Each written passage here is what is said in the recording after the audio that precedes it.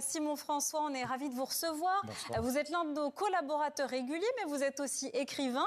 Oui. Votre précédent roman en 2024, La proie et la meute, salué par la critique. Vous avez notamment reçu le prix du Masque de l'année et beaucoup d'autres prix.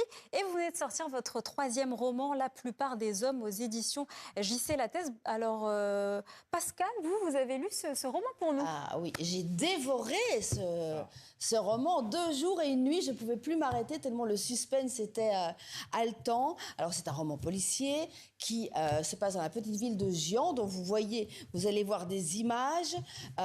L'intrigue se passe autour d'une fonderie familiale. Je résume pour les téléspectateurs qui leur donnaient envie de lire, sur les bords de Loire. Et puis vous alternez les points de vue.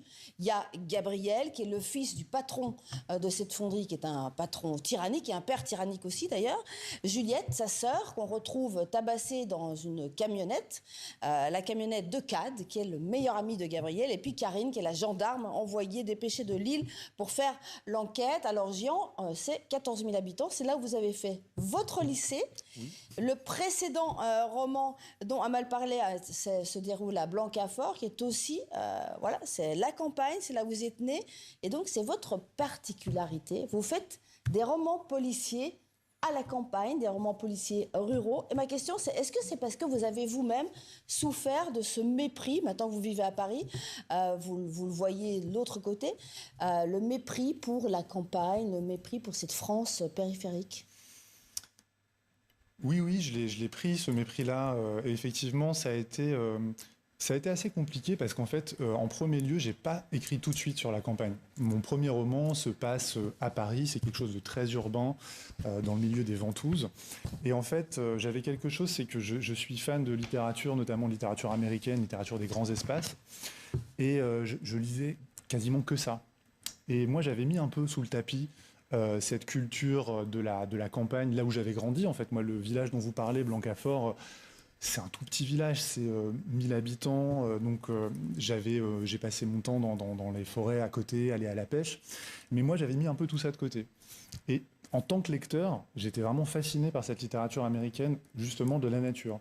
Et puis sur mon deuxième roman, donc La proie et la meute, j'ai voulu m'inscrire dans toute une lignée d'auteurs, il n'y a pas que moi, il y en a plein qui l'ont fait aux États-Unis, mais aussi en France, qui transposaient le roman noir à la campagne. Et ça a été pas une révélation, quoi, mais c'était vraiment j'ai eu beaucoup de plaisir à me réapproprier ces lieux que j'avais pas dont j'avais honte, mais en tout cas qui n'étaient pas des endroits dont je parlais facilement. Cette vie de village, c'est ce désœuvrement. Moi, c'est quelque chose dont j'étais pas forcément très fier. Et puis, c'est vrai qu'après, à Paris, j'ai vu aussi, avec le temps, donc ça fait maintenant pas mal d'années, j'avais tout un discours sur la campagne dans lequel je me reconnaissais, mais pas du tout.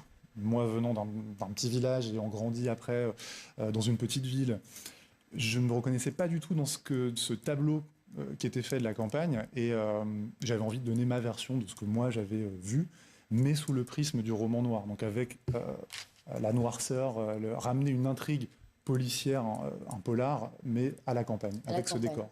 Alors, il n'y a pas seulement la ruralité dans votre livre, il y a aussi des thématiques sociétales et sociales très contemporaines, comme par exemple la crise des fonderies, oui, avec les conditions de travail des ouvriers. Alors, je sais que vous y avez travaillé à un moment, oui, c'est ce que vous allez nous raconter. Puis il y a eu l'exploitation aussi de travailleurs migrants sans papier, et l'exploitation sexuelle des hommes, dont on parle rarement. Il y a un scandale écologique lié à cette fonderie, évidemment, avec les pollutions dans la Loire. Est-ce que pour vous, le roman policier, c'est une manière de traiter ces thèmes sociétaux, de faire du roman social pour le plus grand public? Oui, le polar, il permet d'aborder ce que la société elle a de plus sombre. C'est vraiment, c'est un peu c'est comme le conte qu'on raconte aux enfants le soir, si vous voulez. On va parler un peu des monstres. Le polar, c'est ça. On exorcise un petit peu cette noirceur de la société. Et je pense que c'est un genre qui fait ça vraiment très très bien. Donc là, dans ce roman, effectivement, je parle de la fonderie, des ravages de la mondialisation.